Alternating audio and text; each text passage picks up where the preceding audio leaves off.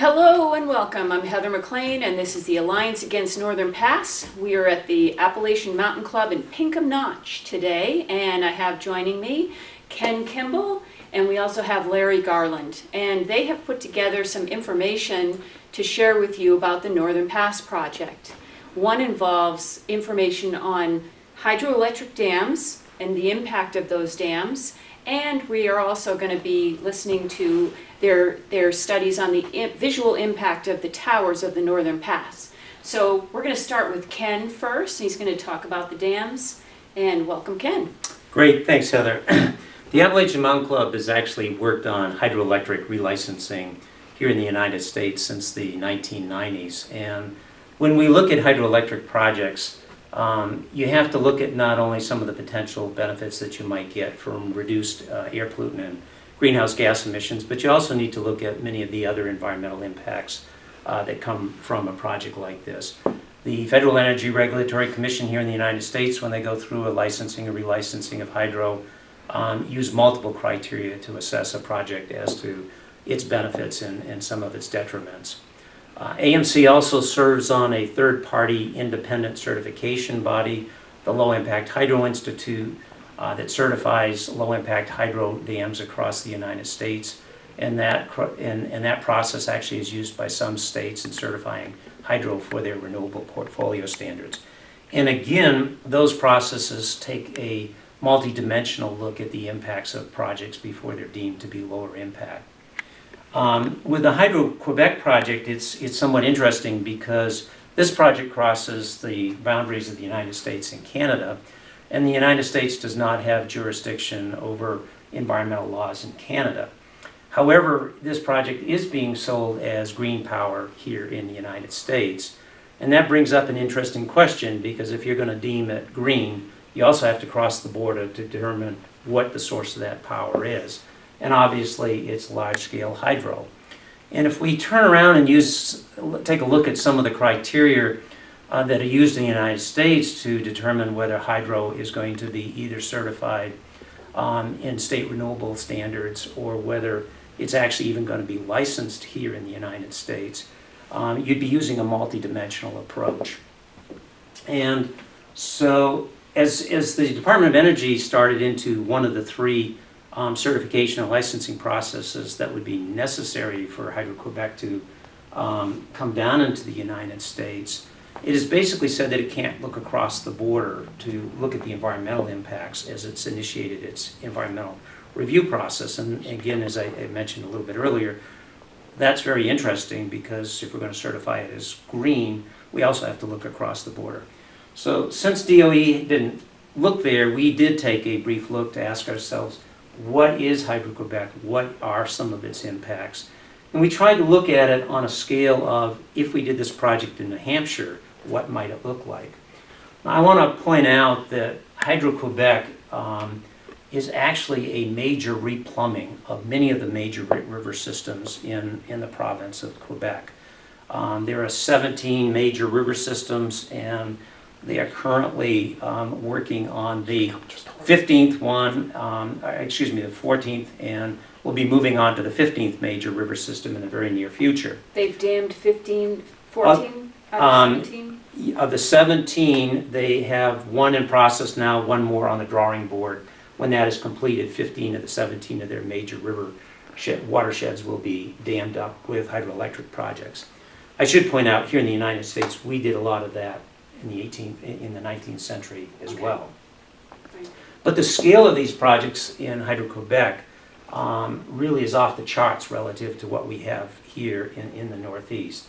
I want to point out that Hydro-Quebec's current dam systems, if you built a dam across between Concord and, say, Nashua, you'd flood all the northern part of the state from that dam across. That's the amount of area that has been dammed and flooded by Hydro-Quebec's system. When they finish the Romaine River project, which they're working on right now, it will essentially flood what is equivalent to more than the state of New Hampshire. And if we take the amount of area that they flooded in Canada and then took the amount of megawatts that are generated and tried to ask ourselves, what's the megawatt reservoir equivalent to get 1,200 megawatts, which is what we're talking about for the Northern Pass project, that would be equivalent to flooding Pittsburgh, which is the largest town in the state of New Hampshire. I doubt we would ever permit flooding the town of Pittsburgh to get 1,200 megawatts in the state of New Hampshire. But that's the relative scale of flooding that's happening. There's a second part that happens with Hydro-Quebec, and that is that they replumb their river systems. In many cases, they will dam up one river and move it over into another. If we take a look at the Hydro-Quebec's La Grande project, it diverts from different watersheds what's equivalent to about 3.5 times the flow of the Androscoggin River, the Saco River, the Merrimack River, and the Connecticut River when they exit the state of New Hampshire. Again, that gives you the magnitude of the amount of replumbing that's happening in the province of Quebec to generate this power. This is not benign on the landscape. This is a tremendous conversion of large boreal forest into flooded lake systems, reservoir systems, and it means drying up large parts of riverbeds as these rivers move down, and changing the flows in these rivers from being turned on when demand is high for electricity to turning the rivers back off when the demand drops down at nighttime. So that's the type of impact that we have. Can I ask a question Sure. too? When they flood that land and they cover those forests and they are destroying entire animal and fish ecosystems, right? That is correct. They're converting free-flowing rivers into basically large reservoir ecosystems. And the reservoir ecosystems, because the reservoirs water level can change as much as 30 to 40 to 50 feet annually, which is very, if you thought of something like Lake Winnipesaukee, which fluctuates 2-3 feet annually, it creates big dead zones within these. So is there fish and so forth in these reservoir systems? The answer is yes.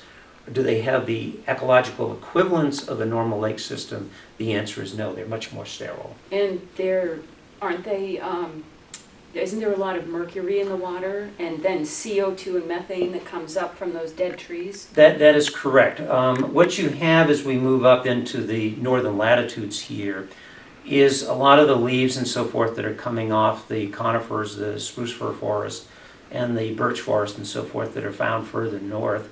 The decomposition processes up there are much slower just because the summers are shorter and so forth.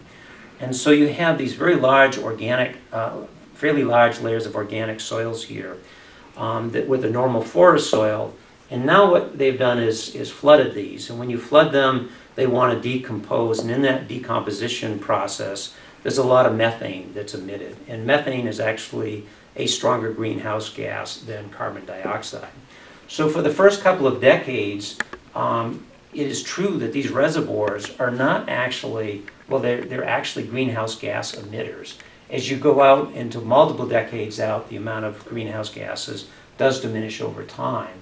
But in the early decades here, you can get very significant emissions of greenhouse gases. So to look at these as greenhouse gas neutral is really a little bit of greenwash as opposed to reality. That's just blatant lies. Well, I can say it. You can say it. The second aspect that happens here that is I think, fairly well known in the press is that when you flood these organic soils, there's a lot of inorganic mercury in these soils, and the bacteria are actually able to grab onto that inorganic mercury, and they tie it up in what we call methyl mercury, which is now it's bound to organic molecules.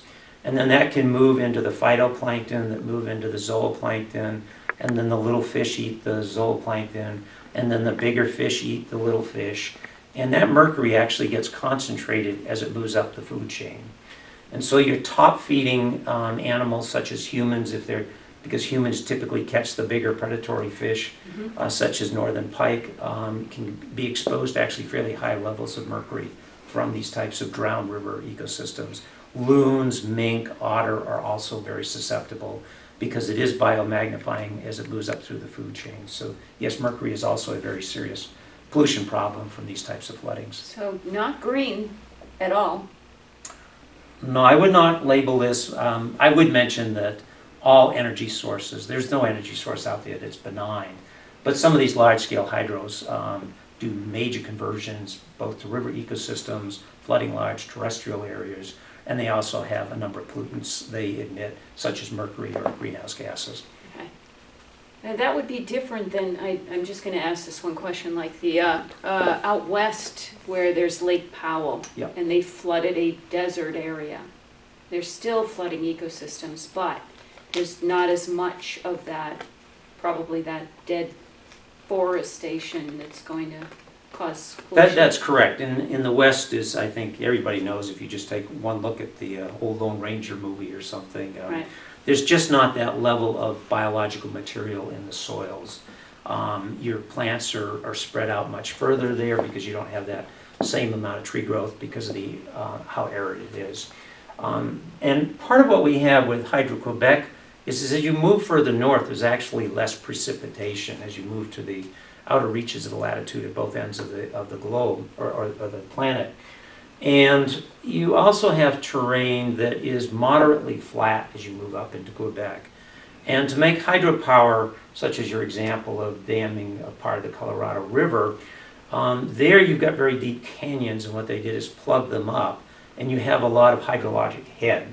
And so you can make a lot of power by dropping less water down a further distance. Okay. In Canada, because of the lower rainfall amount and the flatter terrain, you have to make bigger and bigger dams because you're dropping at a shorter distance. Oh, no. And because you want to make hydropower at the scale of thousands of megawatts, you're going to have to flood extensive areas to make up for the difference and not having the same kind of head that you might have on a dam on the Colorado River. I just learned something new New. today. That's oversimplified, but that's essentially part of the reasons why we have what we have. Yeah. Okay. Okay, so that we have learned that hydropower, big hydropower, especially from Canada, is not green, not efficient. I won't use the word efficient because any power that's generated at the time it's being generated is going to be called efficient, but it's Okay. definitely not green power by any means, and it is a very large ecological impact from this scale of hydropower development that we have. And I also just want to mention one more thing. There are lower impact ways of creating hydropower. Yes, actually there's a moderate amount of potential here even in the United States. We have a lot of dams and some of our hydroelectric dams here in the Northeast. A lot of them, the turbines were put in the early 1900s. You can upgrade those to get more megawatts out of the same amount of water that's moving through those turbines right now. We have some dams which essentially were built for other purposes. They're essentially there, already have their impact on the river ecosystem, but they don't have turbines, and there is a move afoot now to put turbines in them. In the western United States, we're seeing a move toward taking irrigation canals and some of the water conduits, such as what actually is in play here with the Quabbin Reservoir, where you're moving water from the Connecticut River over into the Quabbin Reservoir system that serves Boston. And as that water is flowing downhill, you can put turbines in those pipes to make power. So there are a lot of places where you can pick up a half a megawatt here and a megawatt there that are still untapped potential, but cumulatively can be a fairly significant amount of power. Okay, well, Right. thank you. Cheats. Okay, I'm here with Larry Garland now, and he's going to take us through the visual impact portion of our show today. And he's going to talk about the visual impact of the Northern Pass Towers. All right, Larry, let's begin. Thank you, Heather. When the Northern Pass submitted their application to the Department of Energy, they had a proposed route using an existing right-of-way from Whitefield down through Deerfield, which impacts a majority of the state. We haven't yet learned from the applicant what their route is going to be in the northern portion of the state. But we can see from where they have to bring power in to New Hampshire from Canada and get it down to the Deerfield station, there's a significant footprint on the state of New Hampshire. There are 31 towns that would be directly impacted by hosting towers. There would be 70 New Hampshire towns within the 10-mile buffer, and that's not to mention the towns abutting in the state of Vermont. So it's a large impact on the state. What the applicant did not tell us in the application was what the visual impacts of this footprint would be. The application was completely void of any information on scenic impacts. So we undertook to study what those visual impacts might be. So we did an analysis in our geographic information system to try to identify those sites that were most sensitive and should be prioritized by the DOE in the review of the application. Larry, Yeah. can I just break in 1 minute? Because there's a picture that they did submit, right, for a visual impact? There were some visual simulations that were submitted. However, they were not formally part of the application. Oh. They were made after the application was submitted. Do you think we could look at that, though, to see how they perceived that, or how they wanted people to see these towers? Or- We do have one example, which we Okay. can show you. All right, so we have what was posted on the Northern Pass website. And it was, I just want to point out, and Larry's going to expand on this, but in case you didn't notice, it's really dark here. That's because they took it at sunset, okay? Sunset. That's going to give you a correct visual impact. All right, so take it from there. These were photo simulations that were posted on the Northern Pass website, performed by the Landworks, as an example of a potential scenic impact. The upper panel here shows an existing view, which was taken from the Rocks Estate at 5:30 on an October evening. The location of the Northern Pass would be in this line here in the shadow. To try to simulate that as to what it might look like with the new Northern Pass lattice towers has been simulated in the lower panel, in which they've drawn in or photoshopped in the larger lattice towers in the location of the current towers. In the dark. Well, they chose to show this in the evening, late evening on an October day. Yes. Okay. That, you know, enough said on that because it's kind of obvious. Cut. What? Could you mention that what they're not showing either is the big gap that they're gonna have to cut okay. I through will there? mention that this Go ahead. is not This is shown. I'm talking and the camera's on, but that's all right. All right. Okay. Okay, so what don't they show? Well, even though they've shown you where the towers might be erected, they have not shown you what they might have to do to the corridor in order to accommodate those towers. It's very likely that they may have to enlarge that corridor, cut a wider swath in the forest, but they're not showing you that in these simulations. Okay. I think we got it. Now we're going to talk about what you guys did.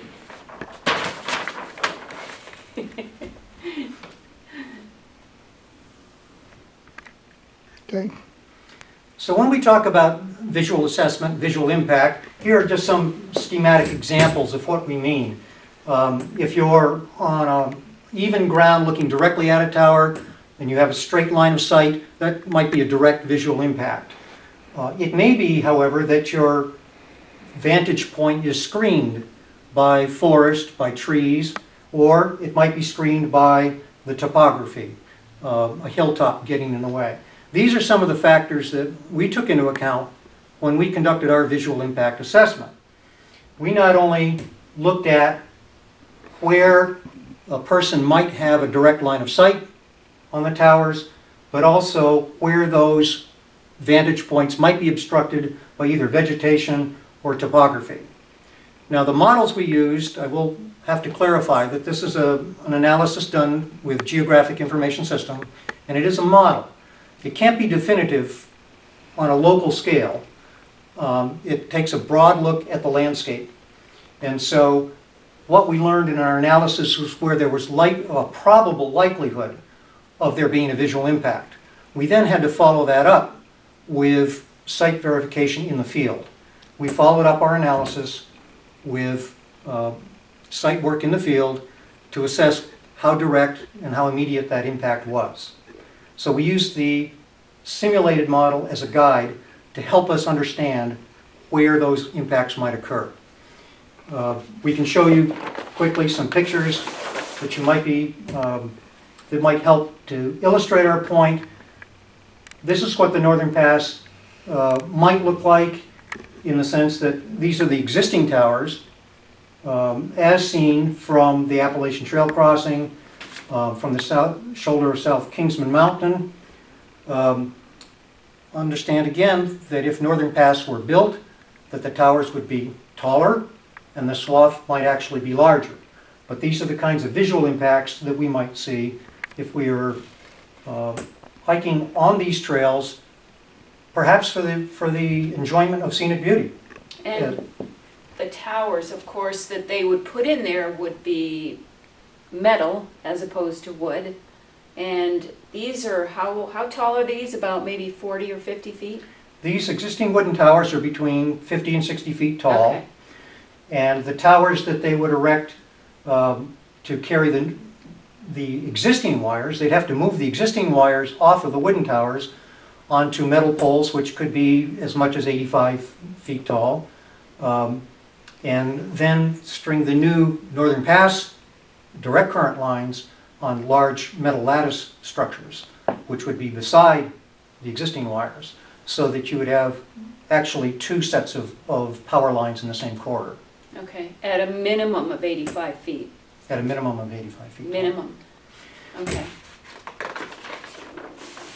Now, if you've been driving up and down the highways of New Hampshire, as a lot of people do when they want to come to the White Mountain National Forest or the Great North Woods of New Hampshire and look at some of our natural scenic beauty, these are some of the visual impacts that you might see when you're driving, just from your car. So it's important to understand that if someone is coming to the North Country, they're not going to be impacted by Northern Pass only once, but probably multiple times on their trip up, while they're engaged in their activity, and again, while they're going home. Just driving up Interstate 93, the current electrical lines where the Northern Pass would be located crossed Interstate 93 6 times and comes within close proximity of Interstate 93 8 times. So that's 14 impacts that you would experience just driving up Interstate 93. Yeah, you can follow that Northern Pass all the way down. Essentially, it's within view a lot. It is. You have these 14 potential sightings along Interstate 93 from Concord up through Bethlehem. Right. Okay. So what we set out to do was to try to identify those locations or those sites that had the most serious or the most sensitive visual impacts. And in order to do this with some degree of credibility, we wanted to use an existing model. And this is a model that was developed by the USDA Forest Service. It's referred to as Handbook 701, Landscape Aesthetics. And these are the different considerations or the different factors that they use in studying visual impacts. Okay. So we used this model, and then we adapted it for our purposes by assigning different scores to quantify these different impacts. So just to let you know that we didn't just make this up, we just didn't apply our own subjective thoughts on this. We actually used a model that's been vetted by a federal agency to come up with a ranking or a scoring of visual impacts. When we first did our geographic information systems analysis, we identified the potential for about 130 some odd different visual impact sites. We then, through further screening of the data and based on our own existing knowledge of this landscape, we went out and studied about 88 or 89 of those on the ground, in the field. We then took these parameters here, quantified them, applied them against those 89 sites, and we came up with a ranking of those vantage points in order to understand where the most sensitive or the most intrusive views might occur, suggesting that that's where the DOE and the New Hampshire SEC ought to be focusing their attention. Okay.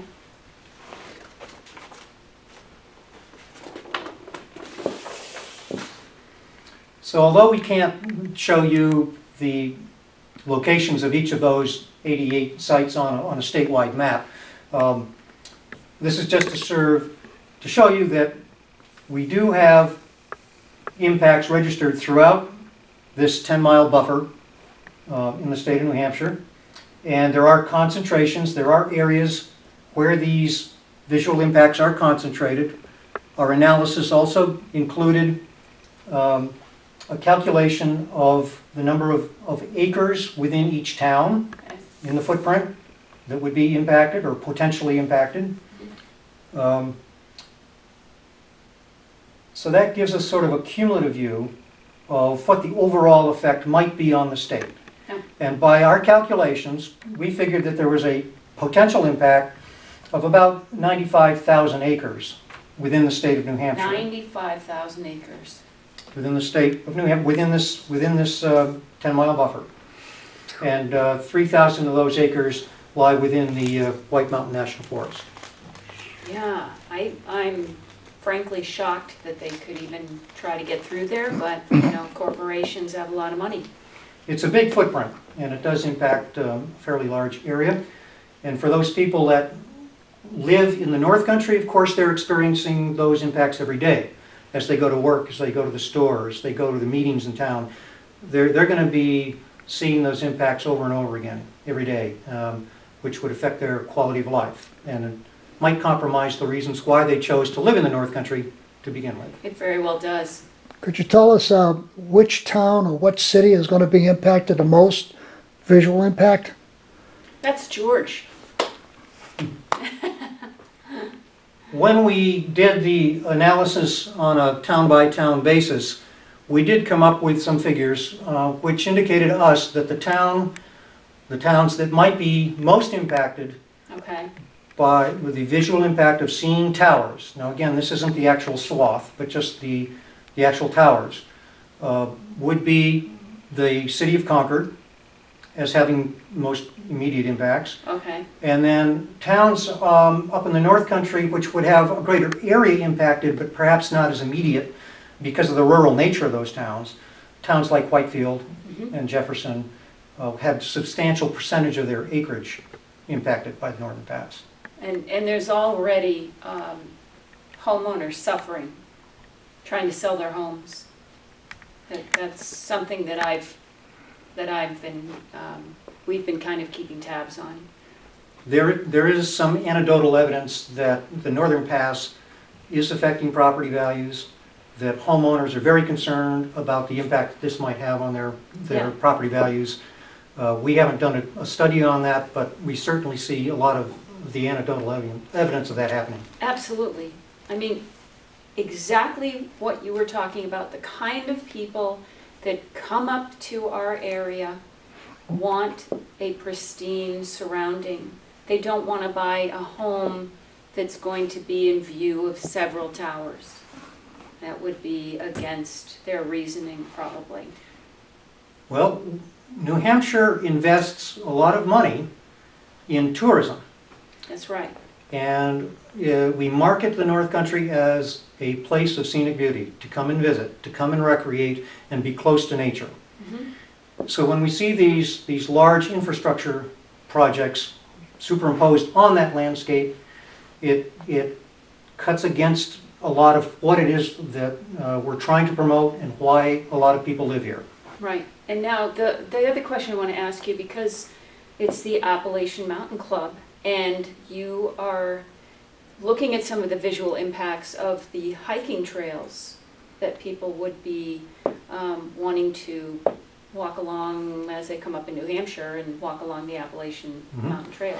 Within those 140 potential vantage points, We did go out and inventory those that were on hiking trails, on mountain summits, on outlooks that had views, which for a lot of people are hiking destinations.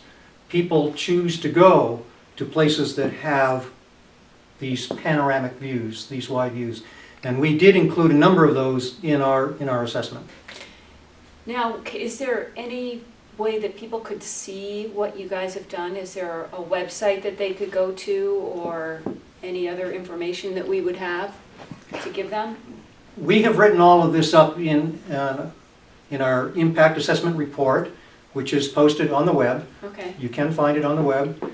And in that report, we do identify the specific vantage points that we studied, the rankings, the scorings that resulted from that study, and the concerns that you've been questioning that we thought that the DOE really needed to look into and take a hard look at. Okay, so this study is going to be passed along to the DOE, right? Well, we have filed it. Okay. Our report has been filed with the DOE. Okay, and then they need to take that into consideration. How? We certainly would hope they would take it into consideration. Okay. And so is there any other information you would like to impart on to the public about this study, and any other points that you'd like to bring up? Well, I think there is some further information that Ken wants to talk about. Yes. Okay. As always, as we started off here, we took a look at the source of the power and its impact, and we've also taken a look at the visual impact here on the state of New Hampshire. And if you subscribe to the theory that the impacts in Canada are still acceptable, it still begs the question of, is there a better way of bringing this power down into the Northeast if it is going to come down? And the answer is a very clear yes.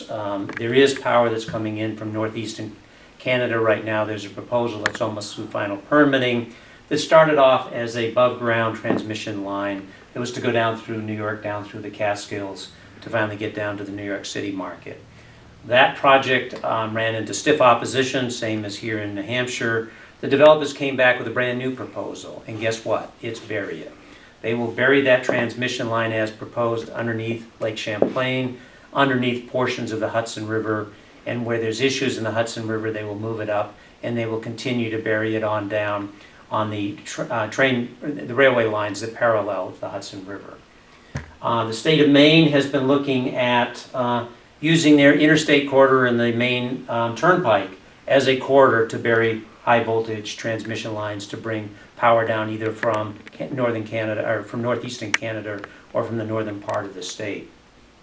And it is true that burial is a little more expensive, but it obviously is not an expense level that would inhibit projects, because we're seeing projects being proposed and coming forward right now. The challenge is that Public Service of New Hampshire owns a certain right-of-way. They've gotten into partnership with Hydro-Quebec, and the corridor that they have has topography that really defies trying to bury it. You would have to get out of Public Service New Hampshire's existing corridors to make burial practical. Public Service of New Hampshire and Northern Pass have now come back with a partial burial proposal because they want to bring it across conservation easement lands that are hosted in the northern part of the state. At first they said they couldn't bury it. Their need to cross those lands, which have a conservation easement that says no further infrastructure development, they've come back and asked the state, geez, can't we put it there, but we'll bury it. Shameless. Shameless. It is interesting how the rules of the game keep sliding as we move forward. Burial down I-91 in Vermont would be the most practical direction to get down to the market, which is the Connecticut market that they're looking at selling this into. So consequently, it's not that burial can't happen. The problem is it can't happen with the current partner that that Hydro-Quebec has selected with PSNH and Northeast Utility, because their underlying concept when they put it forward was to use their existing transmission lines, build a 40 to 60 miles of additional new transmission lines here in the state of New Hampshire. But that corridor, for the most part, defies a burial option just because of topography. So burial is there, it is a real option. Okay. I'm speechless because I can't figure out why Hydro-Quebec chose such a problematic route. Myself, it's just fraught with problems because even if they get their route, there's going to be all sorts of easement issues. And so I don't even know what to say, but I know they can bury it. We know they can bury it. They know they can bury it. I know they can bury it. We all know Hydro-Quebec can bury it. PSNH doesn't want to. They can't really do it unless they give up this entire partnership, correct? That is our read of the situation right Yeah. now. They may find a way to try to find new partners or something to bury it, but currently, I think as we've all seen, they came forward with one alternative and only one alternative in the end, which is to stay above ground. They have consistently denied the query that's come out from the public and from many others to bury it as a reasonable alternative. Right. They don't listen to that at all. But they say, hey, call us. We'll work with you. Yeah. If you give us more land, we'll make a shorter tower. All right. So do you have a website people could go to? Or- Well, I think as Larry mentioned a little bit earlier, if you go on to AMC's website at www.outdoors.org, you can go to our conservation action and hottest issues, and you will find in there a description of AMC's position on Northern Pass. You'll also find our visual analysis, and you'll also be able to find many of the filings that we have put forth in front of DOE and so forth as these processes move forward. And AMC will be engaged in the permitting process with the Department of Energy. We already have been engaged, even though that's on hold right now.